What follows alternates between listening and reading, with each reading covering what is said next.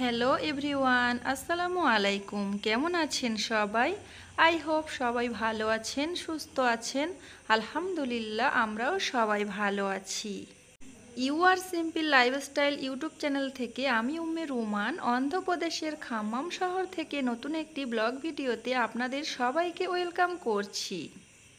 প্রতিদিনের মতোই আজকের ভিডিওটা সকাল থেকে শুরু করেছি। আজকে ছেলের পরীক্ষা হয়ে গিয়েছে, কয়েকদিন ধরে পুরি বানানোর জন্য বলছে, তার জন্য আমি এখানে পুরি বানিয়ে নিয়েছি। আগের দিনের গরুর মাংস কষা ছিল খানিকটা, পুরি আর গরুর মাংস দিয়ে খাওয়া হবে। তাছাড়া আমি কিছুটা পেঁপে কেটে নিয়েছি, আঙ্গুর নিয়েছি আর দুধ গরম করে নিয়েছি। কিছুটা বোস্ট ছিল, সেটাও দুধের সঙ্গে আমি সুন্দর করে চামচ দিয়ে ফেটে নিয়েছি। আর এগুলো আমাদের সকালের নাস্তা। দুই বাচ্চাকে নিয়ে সকালের নাস্তা খাচ্ছি, কারণ দুই ছেলেকে নিয়ে সব সময় খাওয়া হয় না। বড় ছেলেকে স্কুলে পাঠিয়ে দেয়া হয় আর ছোট ছেলেটাকে নিয়ে খাওয়া হয়। আজকে যেহেতু আমার বড় ছেলেটা আছে, তার ফাইনাল এক্সাম হয়ে গিয়েছে, তার জন্য কিন্তু আমরা সবাই মিলে একসঙ্গে বসে নাস্তা খাচ্ছি। আজকের আমাদের সকালের নাস্তা খাওয়ার মুহূর্ত আপনাদের কাছে কেমন লেগেছে? যদি ভালো লাগে অবশ্যই ভিডিওটিতে একটি লাইক দিয়ে দেবেন। নাস্তা খাওয়ার মুহূর্ত কেমন লাগবে জানি না, তবে আমার ছোট ছেলে একা একা খুব সুন্দর করে খাচ্ছে। হয়তো সেটা আপনাদের কাছে কোথাও না কোথাও একটু হলেও ভালো লাগবে। সবাই আমার বাচ্চাদের জন্য দোয়া করবেন। নাস্তা খেয়ে এখন চলে এসেছি ওয়াশিং মেশিনের মধ্যে, জামা কাপড় দিয়েছি, এগুলো আমি কেচে নেব। আবার কিছুটা জামা কাপড় আমি বাহিরে রেখেছি, এগুলো আমি হাতে কেচে নেব। ছেলে যেহেতু স্কুল ছুটি হয়ে গিয়েছে, তার জন্য স্কুলের ড্রেস, বুট, ব্যাগ সব কিছু কেচে কুচে পরিষ্কার করে রেখে তারপরে আমি কলকাতায় ফিরব। এগুলো যদি আমি সুন্দর মতো পরিষ্কার করে রেখে যাই, তাহলে কিন্তু পরে এসে আমরা ভালোভাবে ব্যবহার করতে পারবো। তবে এগুলো যখন কাচাকুচি করছিলাম, পরিষ্কার করছিলাম, হাত দিয়ে ক্যামেরা করছিলাম, তাই হয়তো আপনাদের কাছে অত ভালো লাগেনি। তবে আপনাদের কাছে একটু একটু করে তুলে ধরার চেষ্টা করেছি আমার সংসারের কাজকর্ম।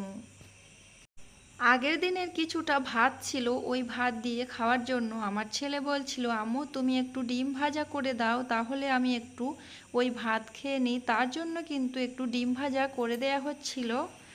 যদিও সে খেতে পারেনি, তারপরও আমি দিয়েছিলাম। ওই মুহূর্তটা একটু ক্যাপচার করে নিয়েছি। টমেটো কেটে নিয়েছি, আমি টমেটোর টক বানাবো। আর এখানে আমি অনেকগুলো লঙ্কা একসঙ্গে ভেজে নিয়েছি। গরমের সময় যারা ভর্তা খেতে পছন্দ করেন, তারা এইভাবে যদি একসঙ্গে লঙ্কা ভেজে রাখেন আর একটু মিক্সারে একবার যদি পাক ঘুরিয়ে নেন, তাহলে কিন্তু ভর্তা বানানোর জন্য আর কোনো ঝামেলাই থাকবে না।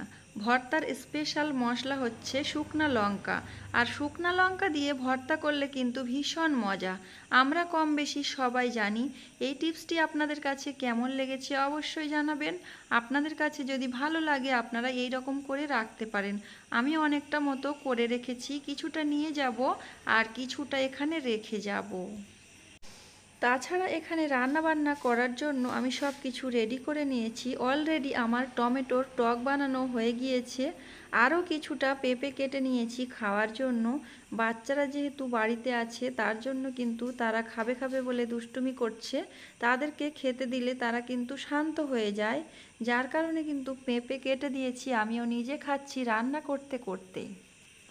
কিছুটা মতো মুরগির মাংসের চামড়া এটা ওটা ছিল আর কি, তো সেটা এখন ফ্রিজ থেকে নামিয়ে নিয়েছি। আজকে ওটা রান্না করব। তার জন্য আমি গ্যাস ওভেনে কড়া বসিয়ে দিয়েছি আর সব রকমের মশলা দিয়ে মশলাটা সুন্দর মতো কষিয়ে নিয়েছি। অল্প মতো মুরগির মাংস, চামড়া, দিল মানে এটা ওটা ছিল আর কি, ওইগুলো দিয়ে এখন সুন্দর মতো কষিয়ে নিচ্ছি। আজকে আমি কালো কড়াতে রান্না করছি, সবগুলো কড়া আমি উপরে উঠিয়ে দিয়েছি আর এটা নিচে রেখেছি, এটা রান্না বান্না করছি। যেহেতু বাড়ি চলে যাব, তার জন্য কিন্তু সব হাঁড়ি পাতিল গুছিয়ে রেখেছি। আমার কাছে হাঁড়ি পাতিলগুলো সোনার মতো গহনা মতো মনে হয়, কারণ আমি হাঁড়ি পাতিল অনেক যত্ন করে রেখে দেই। আমার বাচ্চারা দুষ্টুমি করতে করতে ভেঙে দেয়, তার জন্য কিন্তু উপরে আমি তুলে রেখেছি গুছিয়ে। তাছাড়া আমি কিছুটা প্রয়োজন মতো হাঁড়ি পাতিল বাহিরে রেখেছি, আপনাদের ভাইয়া একটা দুটো ইউজ করবে, সেটাও বাহিরে রেখেছি। আর বাড়িতে এসে কি অবস্থা মনে হবে সেটা তো জানি না। তো যাই হোক, এখানে আমি মুরগির মাংসটা কষিয়ে নিচ্ছি খুব ভালোভাবে। কিছুটা মতো লঙ্কা আমি মিক্সারে দিয়ে একটা কোটোতে ভর্তি করে রেখেছিলাম, আরও কিছুটা ভেজে নিয়েছি, সেটাও পাশে আছে। অপর সাইডে কিন্তু টমেটোর টকও আছে। গরমের সময় টমেটোর টক খেতে কিন্তু আমার কাছে অনেক ভালো লাগে।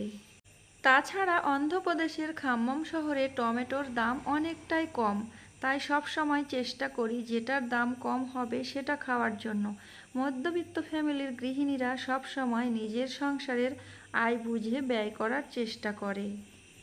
মধ্যবিত্ত পরিবারের বউরা যদি এইভাবে আয় বুঝে ব্যয় করার চেষ্টা করে তাহলে সবার সংসারে আয় উন্নতি হবে, সংসারে কোনো অশান্তি থাকবে না, কোনো অভাবও আসবে না।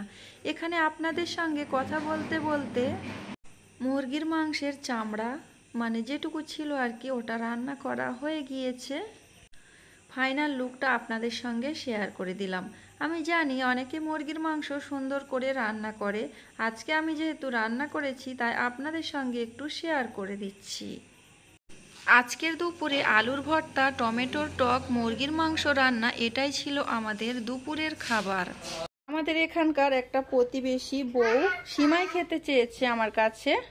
উনি ছিল প্রেগনেন্ট আর ওনার বর না কয়েকদিন আগে মারধর করেছে, তো এই ব্যাপারটা খুব খারাপ ব্যাপার। যাই হোক, আমি এখানে সেমাই রান্না করার জন্য একটু সেমাই নিয়েছি। সেমাই রান্না করার জন্য আমি এখানে সরু সিমাই নিয়েছি।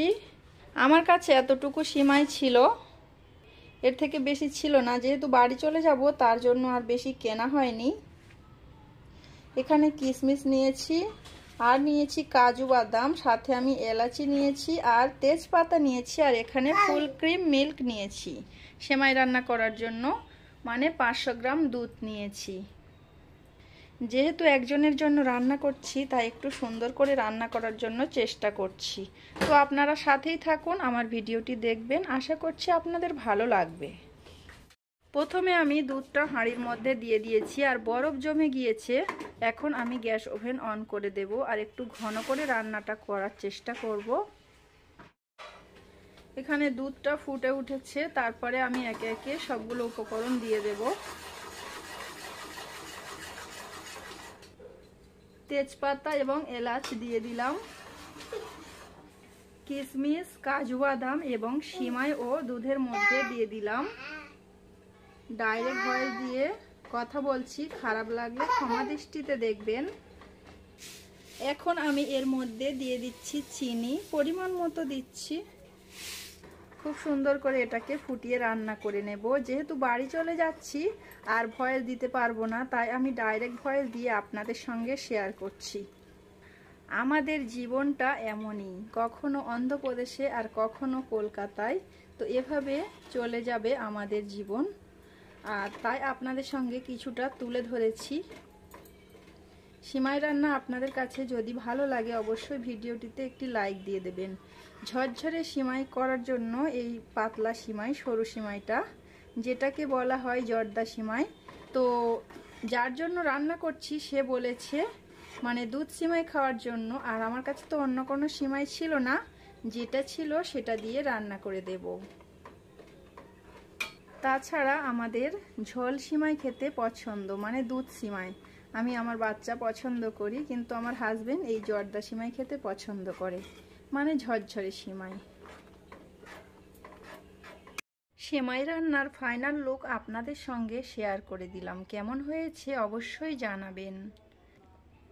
যার জন্য রান্না করেছিলাম তার জন্য আমি এখানে কাঁচের বাটিতে তুলে পরিবেশন করে নিয়েছি। প্রতিবেশী ওই বউটা বলেছিল যে অল্প করে দিতে, তার জন্য খুবই অল্প পরিমাণে এখানে তুলেছি। উপর থেকে একটু কিশমিশ এবং কাজু বাদাম দিয়ে ডেকোরেশন করে দিয়েছি।